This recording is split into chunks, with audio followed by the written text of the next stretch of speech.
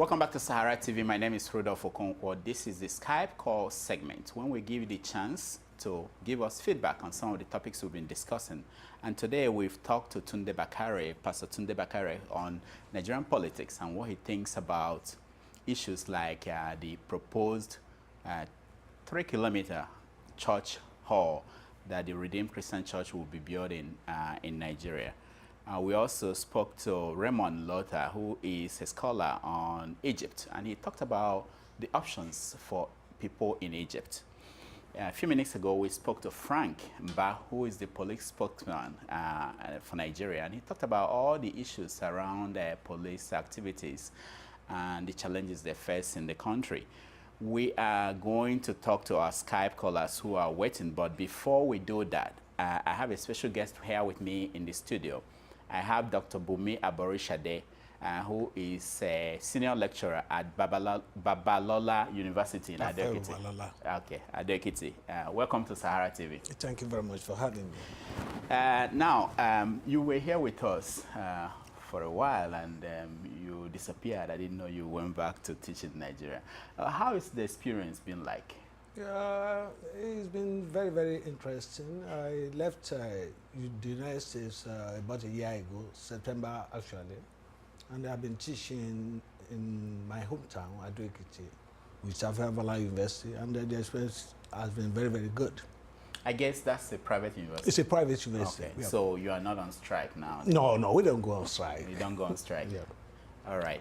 Let me ask you, because last week we spoke to Ruben Abati, and in an exchange he had with one of our interviewer, he said that we sit here in America and look at Nigeria, that we don't get the perception, the true perception of how things are in Nigeria.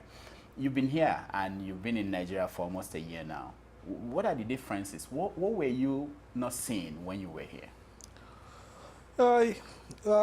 When I was here, the impression I had, was that the Nigerian politicians are very, very corrupt and are not willing to change. But getting to Nigeria, I've realized that some of our politicians in Nigeria are becoming more sensitive. They are becoming afraid of the populists, unlike in the past when they do anything they like with impunity. But now things are beginning to change. They are afraid. I remember a visit I paid to the governor of my state on arrival. The kind of impression he gave me was that I'm here to serve the people. And in the past, when I used to go back to Nigeria to see my friends in the governor's office, they were all enjoying embezzlements here and there. But now, particularly in Ekiti State, when you go to Ekiti State now, if you are in Fireman's government, you must be ready to work. And that is known to everybody. We in Ekiti State, we know that people there are really ready to work, people in government. And if you are not ready to work, you're going to be kicked out. And before you take over, for example, we've had situations where people are being given political appointment now, and they turn it down because of the money. I have a friend who was given a political appointment under Fireman not too long ago. The guy said he didn't take it because the money was small. Can you imagine that? And in the past, such never happened. So this is the kind of impression I have. So what's responsible for that change? Why are the politicians kind of conscious of people's reaction? What changed? Yeah, it depends on the kind of leadership you have. We still have some states where corruption is all over the place. But if you have a good governor, if you have a good people in government, if you have good people in government, definitely you are going to have people who will be ready to lead the people in the right direction. Now, one other thing is most of the time we react to things abroad, things happening at home. We react to those things in a way that people at home don't seem to feel that it deserves that kind of reaction. I'll give you an example. The issue of deportation that happened recently in Lagos, and we talk to people in Nigeria, and some of them feel that we are overreacting. Do you have that sense now that you've lived in Nigeria, that people abroad seem to be overreacting to things? It is not a overreaction per se. If you live in the United States, because I lived in this country for 13 years before going back to Nigeria. If you live here, you want your country to be like America. So there's no reason for anybody to tell us that Nigeria is different. Nigeria cannot be like America. Nigeria should be like America. So when we are here, we are kind of agitated. We are pushed by the things we see around here to criticize our country so that our country can be like the United States. So there's no offense in that, in anybody thinking that his country should be like America. I mean, it's a good way to think.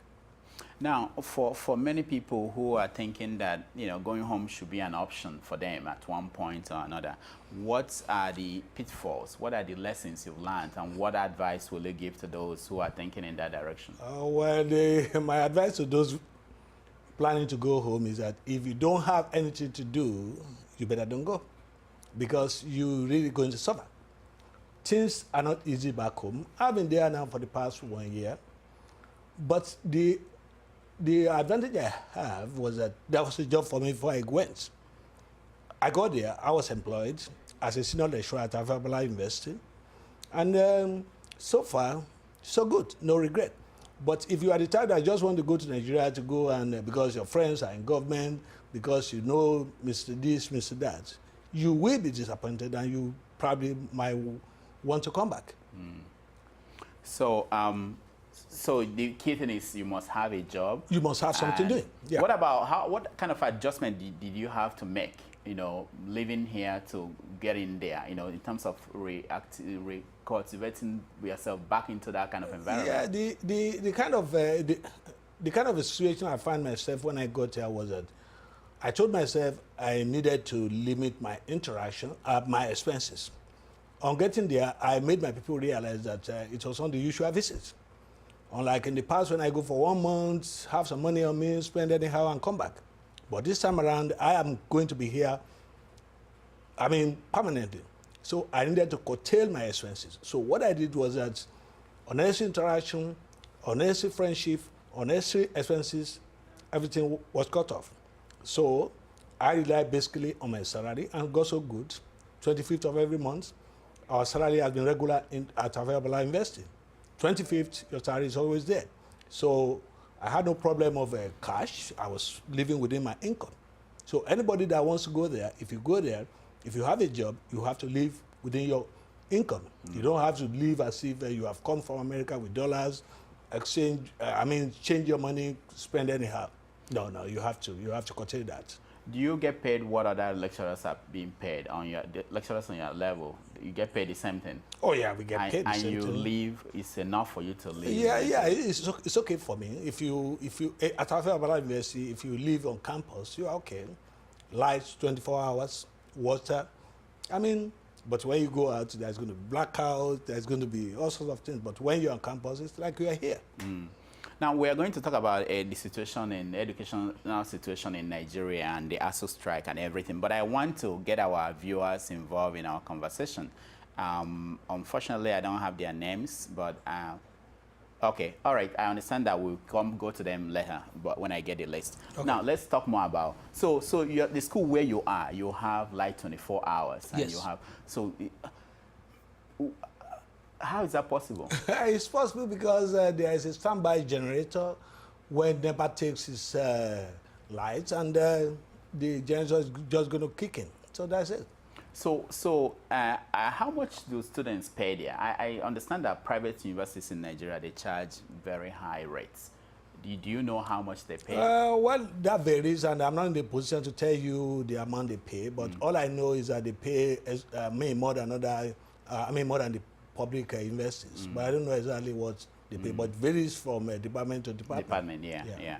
So do you think that the issue we have with the university education in Nigeria is mainly because government is involved in the way they are involved with the federal universities? Do you think if the private universities are working well, the way you are saying now, do you think if all these universities were actually in the hands of the private individuals that things will be better?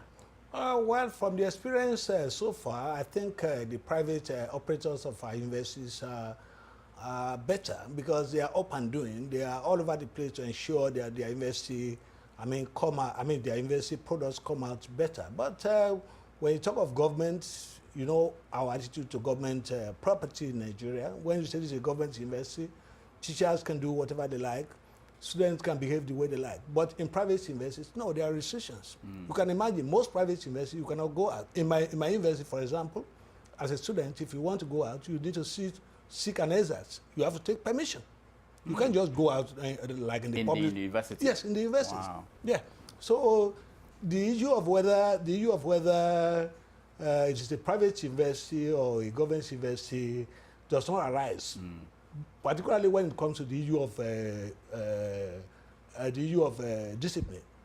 The private students, students of the private universities, they are better disciplined because the operators of the universities don't tolerate nonsense. They want the best. So they don't care what you say about them. They really impose discipline on their students. But in public school, now, have you seen anything like, because I see the figures of some of the tuition they charge in private universities, and some of them are up to millions. Yeah. So I'm wondering, in a university like where you are, do you have poor students? How do they get the chance to attend such an university? Where? Yeah, we have students of poor people. Those that we call poor people in Nigeria, some of them really have money to train their children. Because, for example, you have farmers who put their children in private schools, and you have rich people who have their children in public schools. So if you can afford a private institution, most parents these days, they want to afford the private institutions so that their students, apart from the education, they want them to be disciplined.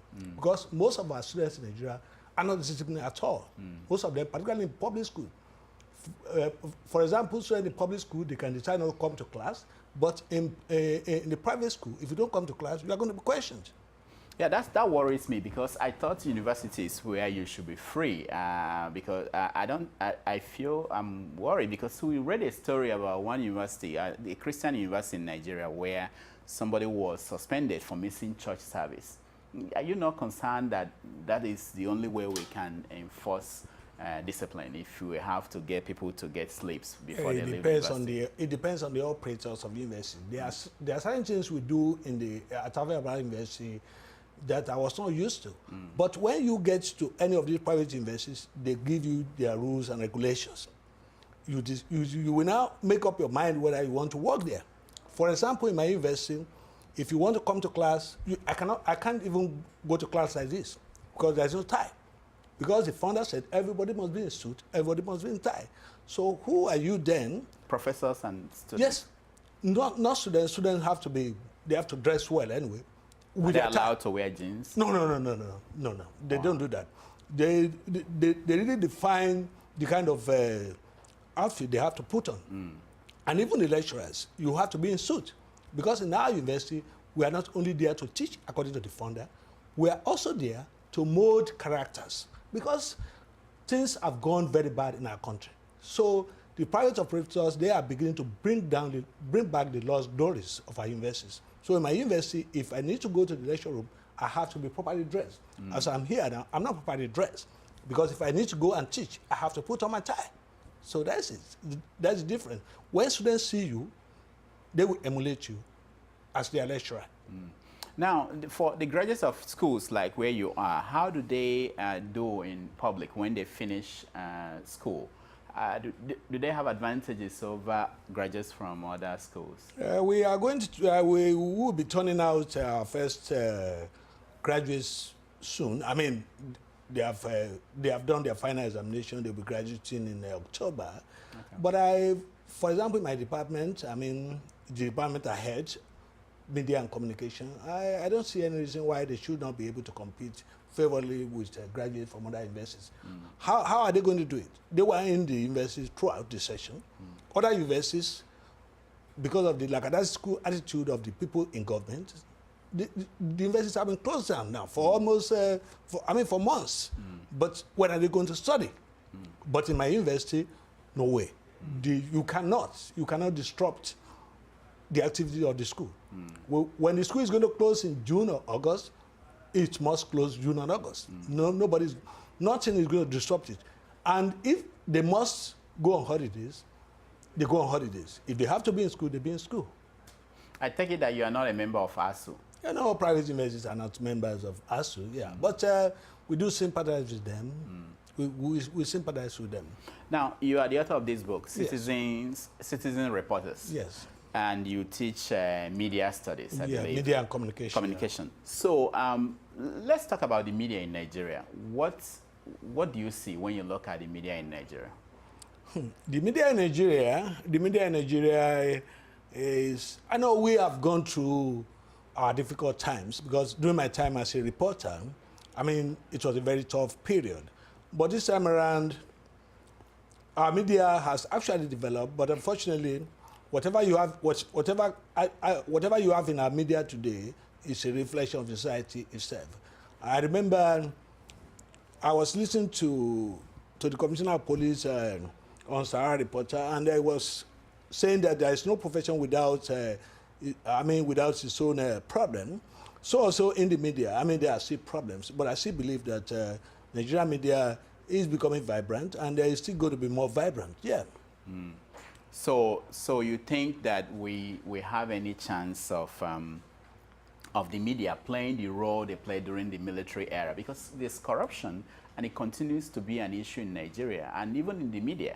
Have you experienced that? What do you teach to what do you tell your students about? Well, my student belongs to a different generation anyway, because my fear presently is that our students don't even want to hear some of the experience that we had in the past, because students in the media studies in my department, they can't imagine a situation whereby you'll be arrested, detained as a reporter. When I tell them about my experience when I was working as a journalist, they are kind of baffled. They are worried. They don't want to imagine them coming close at all to that kind of experience. And that is the fear I have, because very soon these students will take over. Not only about my department, but all over. Very soon, all these students will become governors, will become president, and I'm afraid what's going to happen when they get to power, because they don't really want to be, experience what we experience as reporters. Mm. All right, I think we are ready to speak to some of the guys who are on Skype, who are ready to talk to us. Yeah. All right, so David in UK. David, welcome to Sahara TV. Yo, how are you? Very good. Ferdinand in UK, welcome to Sahara TV. Thank you, Rudolf. How are you? Good, very good. And Chibuike in Texas, welcome to Sahara TV. Yeah, thank you, my brother. How are you doing? Good. I don't know if you guys are watching, but I have with me in the studio here Dr. Bunmi Aborisade, who will stay with us as we discuss some of the topics of today. Okay. Now, we started our show talking about Egypt, and that is the center of our question of the day. We're asking people about the opinion on how things have turned in Egypt, the revolution that seemed to have encountered a lot of problems, and whether you are still excited about having that kind of revolution in Nigeria to change things. So let me start with you, David. When you look at what's going on in Egypt, what is your take? Well, I think personally, the revolution in Egypt has been derailed. The violence and senseless killing is not even what the Egyptians were wishing for, and that is definitely not what we want in Nigeria. Because if you have that kind of revolution in Nigeria, I'm afraid that it takes a very long time before it can contain the kind of revolution that we want in Nigeria. All right, David, hold on. Someone is playing music and it's interrupting your conversation, and I think it might be you. Is it you, David? Can you switch off? Can you turn down the volume of your live stream, please, everybody? All right, let them do that, then we'll go back to them. Can you hear anything? Because I know I'm not playing what do you think about what's going on in Egypt? Yeah, it is very unfortunate that, life has been lost. It is very unfortunate that the country is being destabilized gradually. And at the same time, it is very unfortunate that American government has not been able to recognize what happened in Egypt as a coup. But what is going on anyway is bad, it's terrible, it's not good for the people. But I hope American government should be able to intervene as soon as possible to ensure that I mean normalcy is restored. But like the last Skype caller trying to I mean compare it to the Nigerian situation, we've had more terrible situation in Nigeria during Abacha and Babangida. We've been on the street for months. So we have, I would rather say that we in Nigeria, we have passed that stage. We've had our own share of the street demonstration. So we are at another level now, exactly. Are you, because we hear people in Nigeria like Professor Nwabeze and several people, when they talk about the solution to Nigeria's problem, and they end up saying that we need a revolution in Nigeria. Even Governor Rotimi Amaechi said that recently. And people seem to believe that that may be a path to resolving some of these issues. You seem to disagree. I don't think revolution is good, but the kind of revolution that we have been calling for all over the place probably is not going to solve our own situation. But I think with my return to Nigeria, I'm beginning to think that the kind of revolution that we need is a kind of localized revolution, whereby people in the different localities will begin to think of what they can do to develop society. Let me give you an example of Ekiti State again, if you don't mind. Yeah. When you go to Ekiti State, I mean, you know the governor was a member of the civil society, and when he got to power, he's beginning to think about how to revolutionize the state, thinking of how to develop every sector, everybody is feeling the impact there and there. Maybe very soon, other states will copy him. I mean, states have been copying him anyway, particularly Southwest. There's competition here and there among the governors. So it's going to gradually go round like that. That's the kind of revolution I have in mind, not the kind of revolution that's going to take off from Keja bus stop or Jota bus stop. No, that's not going to happen. It's not going to happen. It's not going to happen. Okay. Why won't they happen? It won't happen because there's a kind of fatigue now, apart from very few members of the civil society who are still there. I mean, all others have sold out. I mean, we have people who are still very vibrant as they were in the past. I mean, but majority have sold out. Well, they've joined the establishment. In fact, some have not even joined the establishment. They are struggling to join the establishment. So they don't even want to hear, because they have been to Nigeria, apart from the traditional human rights activists who are still there, we don't have young ones believing in human rights activism. They don't believe in it. So when you want them to participate in revolution, the kind of revolution we are talking about, how is it going to happen? You call them out and they're having another plan somewhere else, so it's not going to work. What can really work is for individuals to go back to his or her community and develop your community. If you want to fail your community, they'll be there. They'll be there to laugh at you. They'll be there to hold you accountable. So now, watching the 2015 election as it approaches and the intrigues going on, what is your take on what's going on at the federal level? Some have described it as the most important election in a generation. What do you think is going to happen? No, you see, I don't know why some people are describing it as the most important election. We've had elections upon elections in Nigeria. The fundamental problems have not been addressed. Our people are poor. There is a decay in our education industry. Our people are not having jobs. Those having jobs are not having the right jobs to do. So if anybody is telling us that 2015 is going to be different, the person will be telling a lie. But the most important thing is that the alliance, the APC alliance, has to work. PDP has to be pushed out. If PDP is not pushed out of Nigeria, Nigeria is not going to go anywhere. We all know that this is a government that has been ruling us, that has been destroying the country. They really need to be kicked out. Very good. Let's go back to our Skype callers and see if their system is all in place now. All right, David, are you with us? David, are you with us? Ferdinand, are you with us? Okay. Okay, Ferdinand, I can hear you. Your voice is very low, but let me ask you. So when you look at Egypt, what do you think is going on there? And does that inspire you to dream, like some Nigerians are dreaming, about a revolution in Nigeria? I think the revolution in Egypt is dead. It was hijacked by a group who wanted to implement their policies which they could not implement. The military stepped in, and what is going on now, I think even the military, I think they're finding it difficult to provide a solution.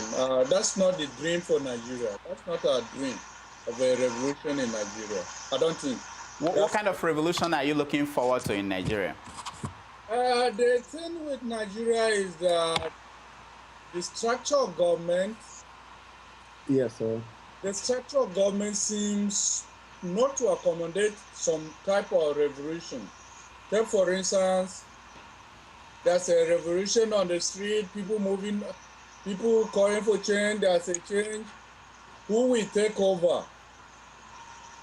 Who will take over governance is the problem.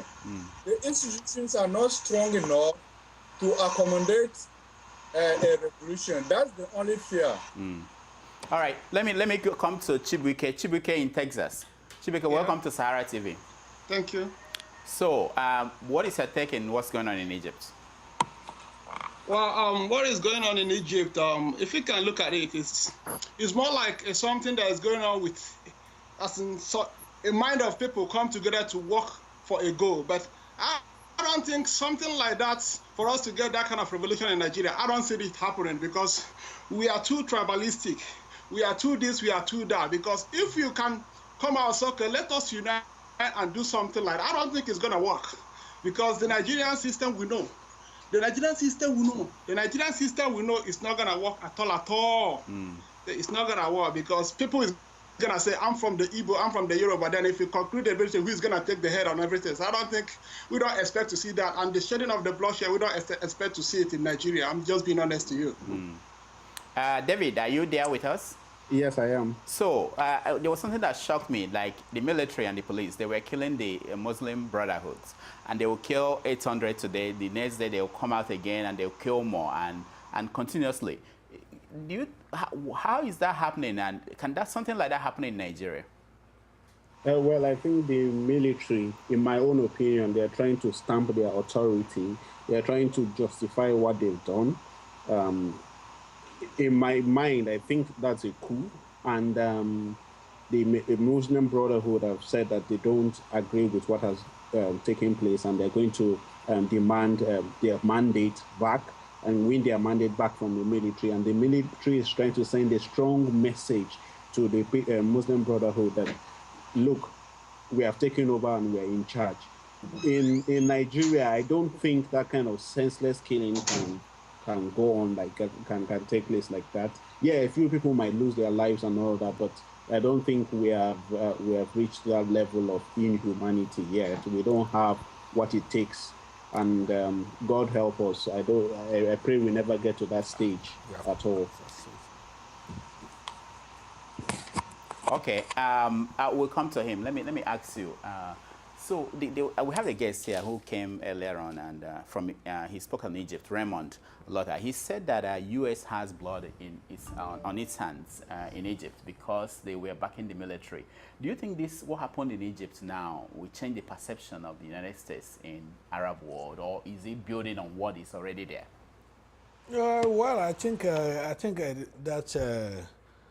that guess was right to some extent, because a lot of people have been accusing the United States government of not calling a spade by not trying to call what happened in Egypt a coup. But one thing I want us to understand is that America is always protecting its own interests, and that is what is happening right now.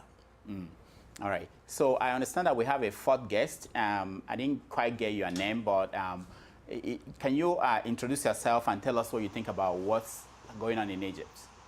Okay, I'm Hamid. So in Egypt, I don't pray that kind of thing should happen back home.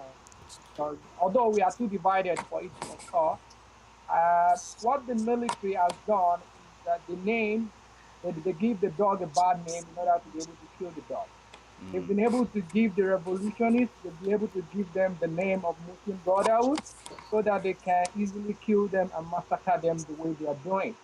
That kind of thing, you cannot have that kind of clear-cut demarcation in Nigeria because we are too divided. Who are you going to name? If you are going to name them Boko Haram, we know Boko Haram are strictly in the north. You cannot just name people with that name. So that kind of thing cannot happen in Nigeria. My own suggestion, because I love to be a constructive critic, so I would love everyone to be involved in a mind revolution. That's what we need. In order for us to go out and just make noise and try to do a kind of revolution form of fighting on the street, it's not going to help us, because in the Egypt, we've seen it. They fight on the street, but who's taking up the government? Who's going to take up the position? You fight, after fighting, sending the former president away, then the military are still in control, because you don't have any system on ground for people the right people to take the government from the military. That's why the military are still in control. So I don't pray that kind of thing to happen in Nigeria. Our own is to work on mind revolution. Thank you. Yeah, I like what you're saying, mind revolution. And I want to come back to you because we spoke to Tunde Bakare, Pastor Bakare, and he talked about several things. But one of the things that struck me was while he was discussing the issue of the church, proposed 3-kilometer church that Enoch Adeboye is planning to build for Redeemed Christian Church. He said that if the church will play its active role, that they could make a difference in Nigeria. He says something like, God forbid that our churches will be 3 kilometers long, but 1 inch deep. Now, what is there? You've been in Nigeria. What do you see about the role of the church in Nigeria? Whether they are facilitating the deterioration of things or the civil society. What do you think is their role and how are they playing it? I think Pastor Bakare is a good example of a progressive pastor. You see, it is not enough. I share his views. It is not enough for churches to be docile, to believe that they can pray, fast, and go for night vigil, and pray for posterity, pray for this, pray for that, and that the country will change. No, they have to be more active. The position of Dr. Bakare is that our churches should go beyond what they are now, because you cannot just lock yourself up and continue to pray and expect a manna to fall from heaven. Our churches in Nigeria, apart from the likes of Dr. Bakare, our churches are always there praying 24 hours daily, expecting things to change, and people in government continue to embezzle, and on Sunday they go to the church to donate to them. But what Pastor Bakare is saying is that, from my understanding of what he's saying, he is trying to make us understand that the churches should move beyond what they are now, and that is not what they are doing now in Nigeria. And right. If I may add, when people begin to say that Nigeria cannot go the Egypt way, we've had that experience. I don't know how old those scholars are, but we've had our own share of the struggle. We've had a situation like the Egypt situation. We've had it during Abacha's regime, during IBB regime. Our people went on the street, they were killed, thousands were murdered during Abacha and IBB. So, but we have passed that stage. I don't want people to mislead us by telling us that, oh, Nigeria cannot do that. We have done it. Okay. Now, we'll continue our discussion about the church and the role in Nigeria. Let me also quote something that Bakare said. He said, once upon a time, God had a temple for his people. Today, he has people for his temple. If we don't build people, the people who we do not build will destroy the church. David, so we read this story about Winners Chapel in UK being investigated for the money that they made, about 16 million pounds, I think. What is your take on how the churches, the kind of churches we now have in Nigeria, how the role they are playing in Nigeria's development? Well, rather than concentrate on the names of the churches and all that, Let us rather concentrate on the individuals. The church on its own did not do that. It was done, if anything was done, if there was any fraudulent activity, it was done by an individual or by some individuals. And that is what we are saying. We need a reorientation of our minds.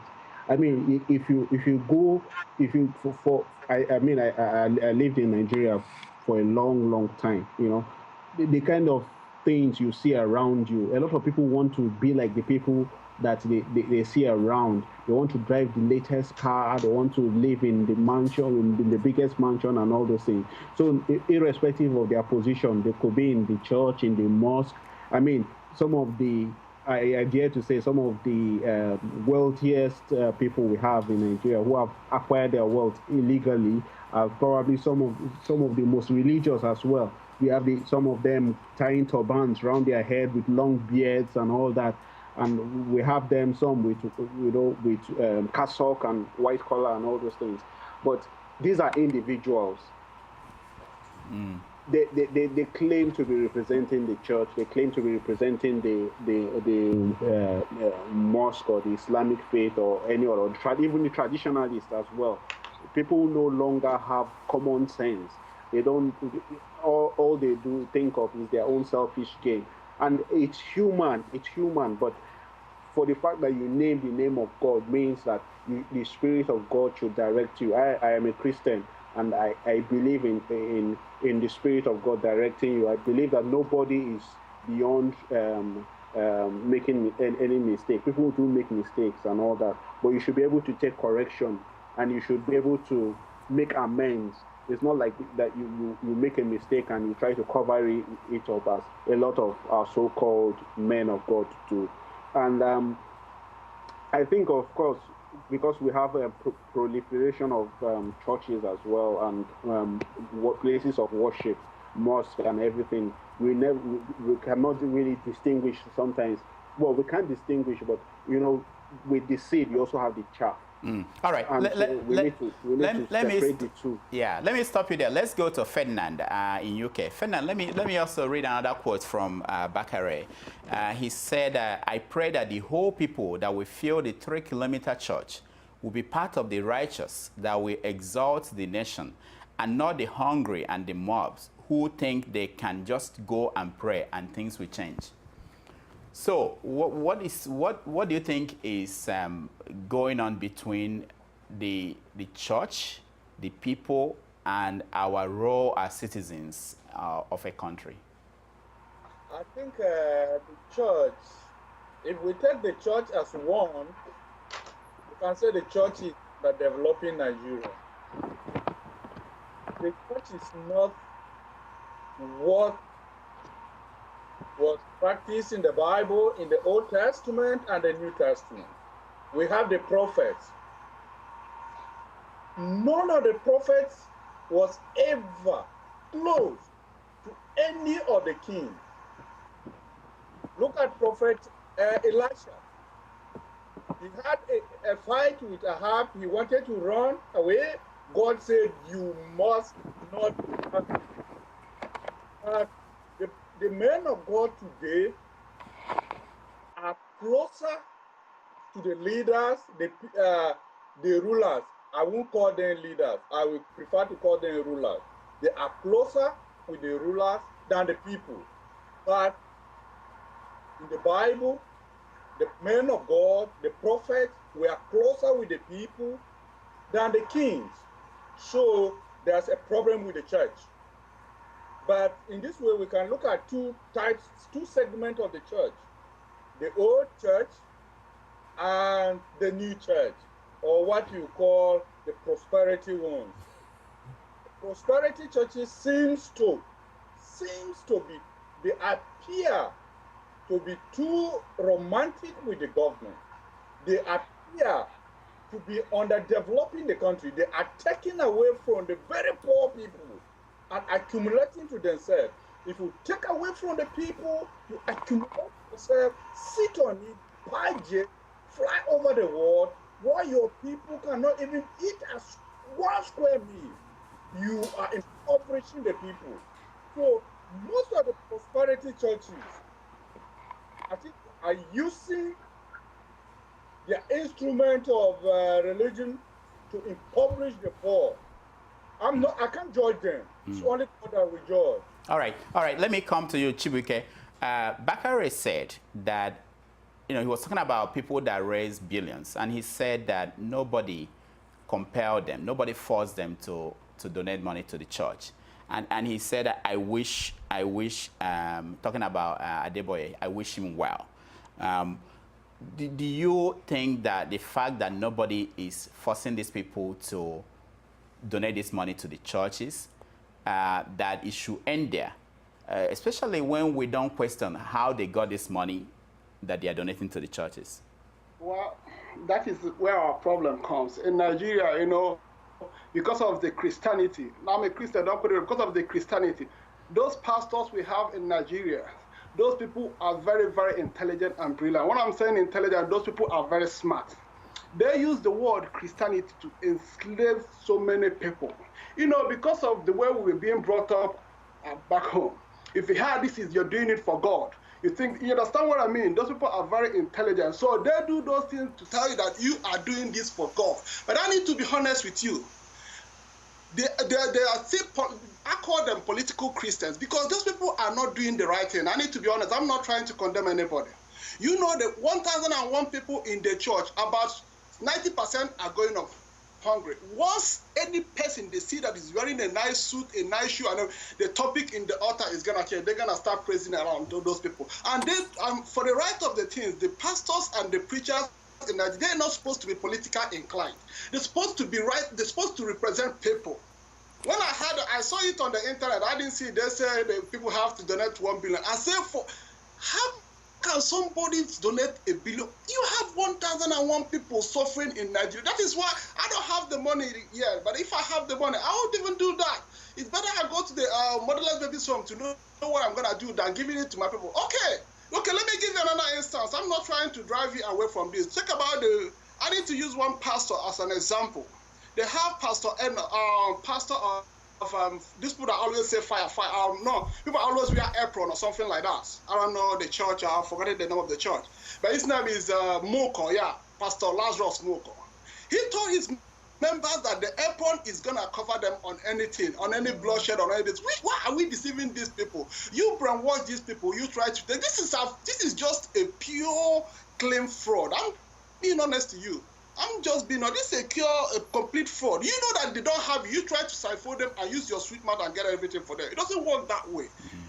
The government need to check on these things, because I'm being honest with you, because it's still those government are going to go and steal. They still have to come and give the money. Why the masses are suffering? Most of us outside Nigeria, we went outside Nigeria to see how we're going to better our life. We are still suffering. We're not supposed to do most of the things we are doing here to make sure we meet our day-to-day activity. Because back home, I think we are good enough in our country, Nigeria. But because of the politics and the pastors, the more churches we have in Nigeria is most of our problem we are having now. I'm being honest with you. They don't call a spade a spade.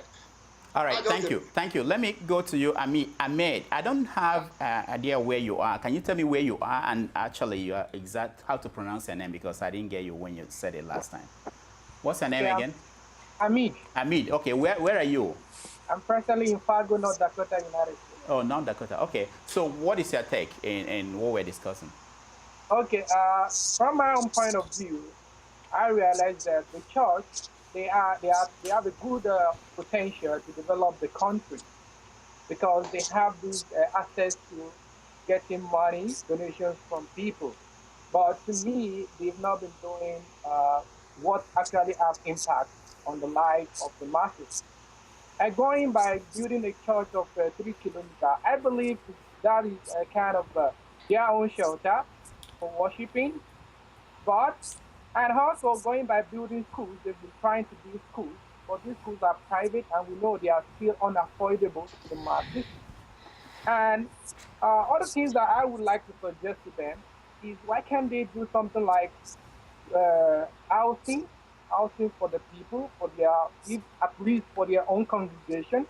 Why can't they go ahead to do reorientation? Why in the church you are preaching about being very good morals, having good morals, why can't you preach against corruption? Make sure, the way you talk about donation, the way you talk about getting, making sure you pay your rights, you pay 10% of your salary. Why can't you hammer on avoiding corruption?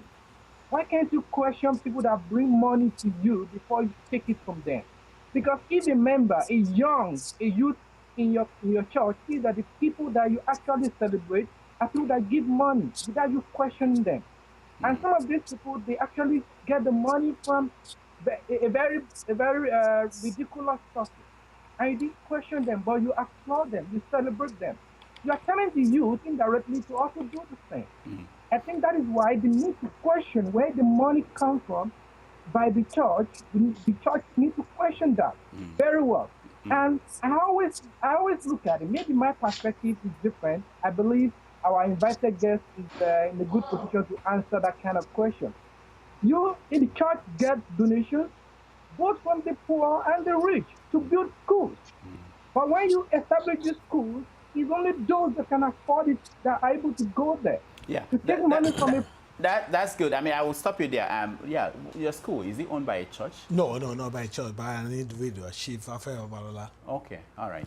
So, but are you aware of schools that are owned by churches? How are they different from the one that you're teaching? Yes, actually, I'm aware of a couple of them owned by churches.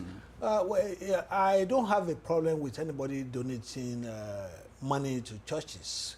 What I have a problem with is how the money is spent. When you look at some of the churches in Nigeria who own universities, you will realize they actually spend the money. We have to look beyond the ordinary.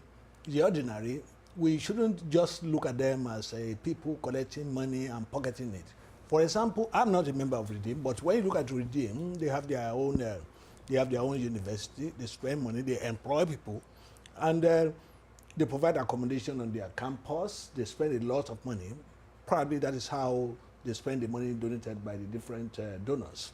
So it will be very wrong and very unfair for us to just dismiss these churches collecting donations. I don't think there's anything bad in anybody collecting donations. Churches can collect donations like individuals. But the most important thing is that money donated should be judicially spent. And I think most of the private universities owned by churches are really spending the money because it's not easy. Education is not easy to run in Nigeria. You know that. All right, we have to go to the final topic we have, and I will ask everybody to be quick in their comments because we have less than 5 minutes. Our final topic is about the police force in Nigeria. We spoke to the spokesman of the police in Nigeria, Mr. Frank Mba, and he talked about the challenges that the police faced and the expectations of people.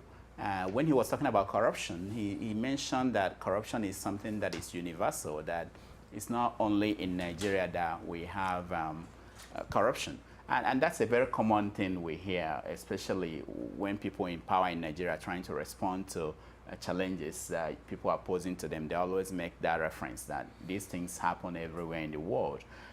Do you think corruption in Nigeria is the same thing as corruption in America? Oh, well, if I may pick it up from where the commissioner of police stopped, I think his defense is a very poor defense. It is not acceptable to me and to any right-thinking person. It should not be acceptable for anybody to say that corruption is all over, it's everywhere. No, it is unacceptable. When you look at the Nigerian police today, Nigerian police is very, very corrupt. I have lived in this country for 13 years before going back to Nigeria. No policeman is going to pull you over in America and the first thing the policeman will be asking for is money. No, it's not going to happen. But in Nigeria, once they pull you over, they are going to ask for money. For example, there was a story of my sister, my blood sister. She was taking a car from the house to where she teaches, and the policeman stopped the vehicle, demanded for 20 naira, and the driver refused to give you 20 naira, and zoomed away. And the next thing the policeman did was that he shot that vehicle, and my sister was shot on the leg. That story was reported by Sahara reporter. So I don't know what the Commissioner of Police is talking about. The police in Nigeria today, the police is very corrupt. They have to do something about it. If anybody comes here to come and say that corruption is universal, I think the person needs to go for psychiatric checkup. All right, let's go to our viewers who are on the line. David, what is how do we start to revive the Nigerian police, or do we settle that corruption is everywhere and we should just deal with it? Well, as the doctor there said, it's a very, very weak argument. It's like calling somebody who has stolen something, and I say, this guy is a thief, he has stolen something. He now says that, but everybody steals and all that. That doesn't make it right. So again, one thing is we have to look at is training. Have these people been actually trained? That's another side we have to look at. If they have not been trained, then that's something that has to be looked at as well.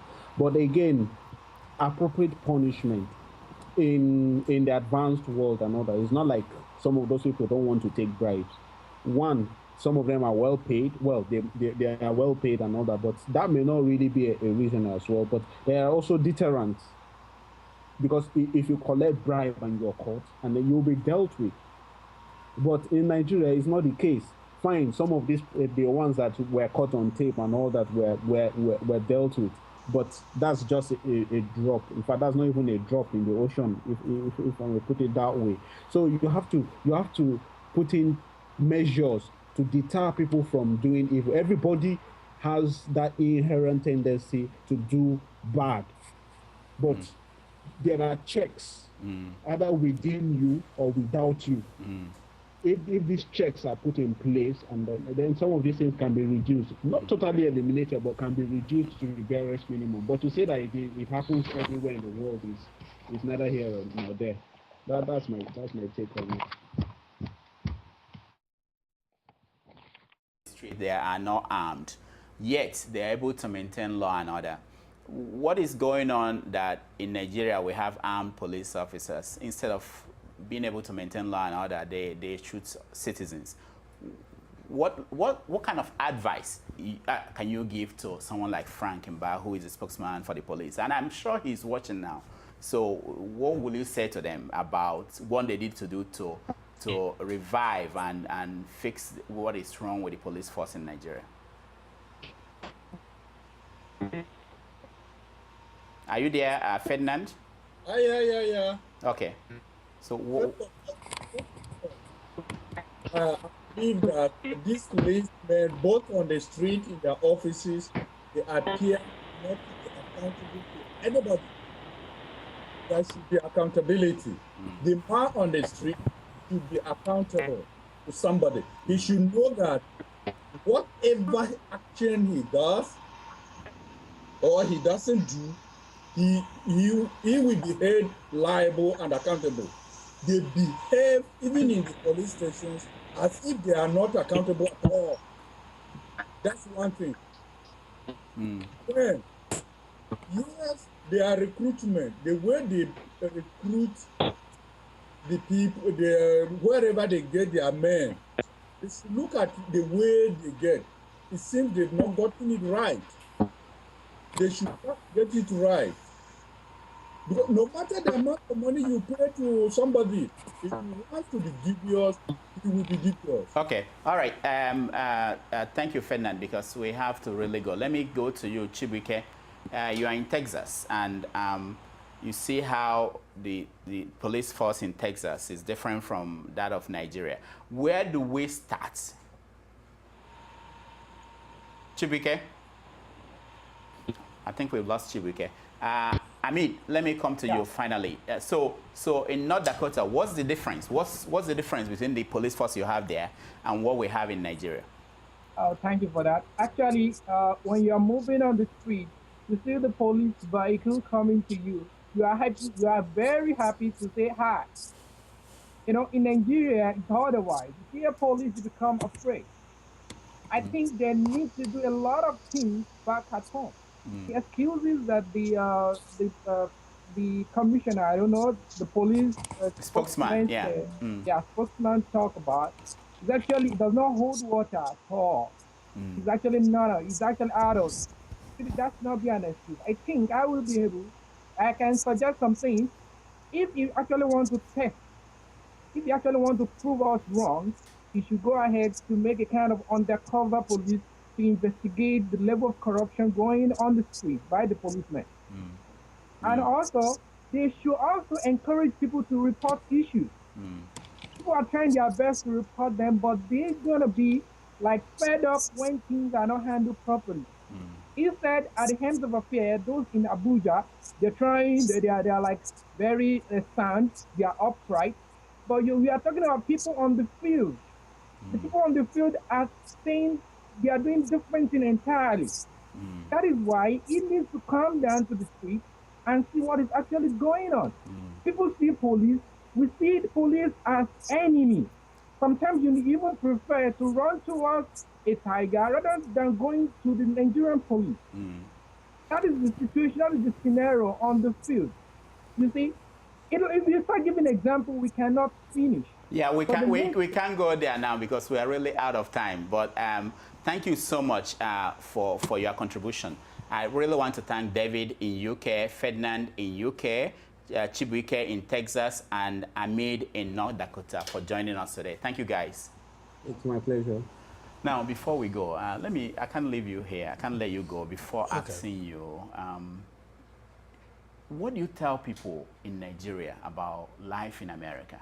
And I'm sure that people approach you as someone who came back from America. Do you tell them the truth? Do you change the story? Do you help to change the perception of life in America? Oh, yes, I have no reason for telling them lies about America, but I try to let them know the reality here, because most people in Nigeria, when they hear that you have returned from America to come and work in Nigeria, the first question is that, why? I mean, I've responded to a lot of friends and I'm almost tired. But the most important thing, America is a good place. It's a land of opportunities. It's a place where one will enjoy living, but things are not as rosy as most people think. Because people think we pick dollars on the ground here, and that's not the case. You have to work for the money. But in Nigeria, things are tough, very, very tough. But in America also, things are very, very tough. I always let them understand that if you have the opportunity to go to America, it's good. But life in America also is tough. You have to work for your money.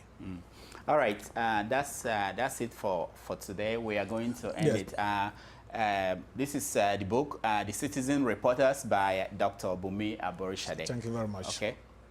Yeah. Okay. When we come back, we'll bring you more of our shows today. Stay tuned. Yeah.